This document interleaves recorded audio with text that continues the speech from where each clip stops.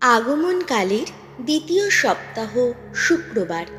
প্রথম পাঠ প্রবক্তা ঈশাইয়ার গ্রন্থ ৪৮ অধ্যায়, পদ সংখ্যা ১৭ থেকে ১৯। আমার আদেশ যদি মন দিয়েই শুনতে তুমি, তোমার মুক্তিদাতা ইসরায়েলের সেই পবিত্র জন স্বয়ং ভগবান এখন এই কথা বলছেন। আমি তোমার ঈশ্বর, স্বয়ং ভগবান। আমিই তোমাকে সেই শিক্ষা দিয়ে থাকি, যে শিক্ষায় তোমার মঙ্গল হবে। যে পথে তোমার চলা উচিত, আমি তো সেই পথে তোমায় নিয়ে যাই।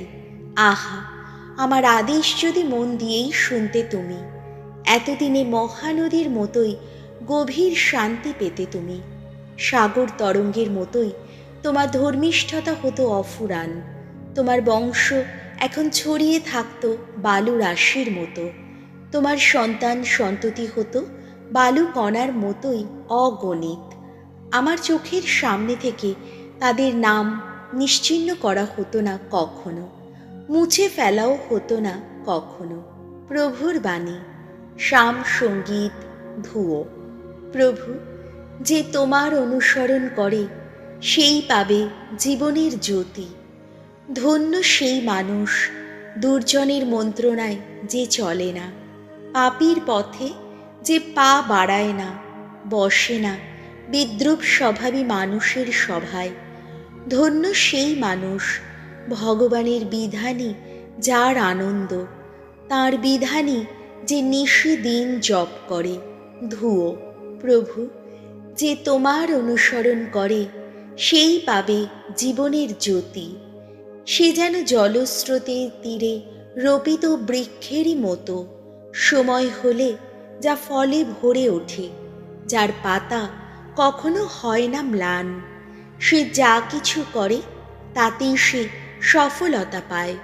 ধুয়ো। প্রভু, যে তোমার অনুসরণ করে সেই পাবে জীবনের জ্যোতি। দুর্জনেরা কিন্তু তেমন নয়, না, তেমন নয়। তারা যেন বাতাসে তাড়িত তুষ। ধার্মিকের পথের দিকে ভগবান সজাগ দৃষ্টি রাখেন। দুর্জনের পথ কিন্তু বিনাশের পথ। ধুয়ো। প্রভু, যে তোমার অনুসরণ করে সেই পাবে জীবনের জ্যোতি। বাণী বন্দনা। জয় জয় প্রভুর জয়। যিনি স্বয়ং শান্তিরাজ আসছেন, তিনি আসছেন। তোমরা এগিয়ে যাও বরণ মালা নিয়ে। জয় জয় প্রভুর জয়। মথি রচিত মঙ্গল সমাচার 11 অধ্যায়, পদ সংখ্যা 16 থেকে 19। যিশু একদিন সমবেত লোকদের কাছে এই কথা বললেন। এদিকে এ প্রজন্মের মানুষেরা, তাদের কথা কিভাবেই বা বর্ণনা করব?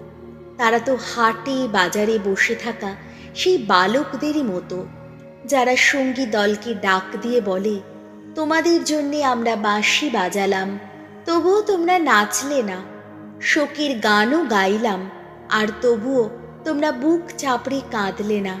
তার মানে, যখন এলেন তিনি না করলেন আহার, না করলেন পান।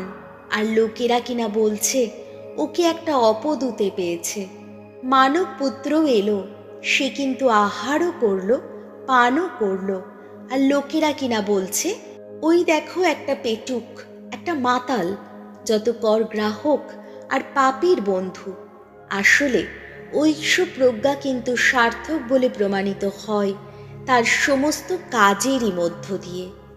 প্রভু যিশুর মঙ্গল সমাচার।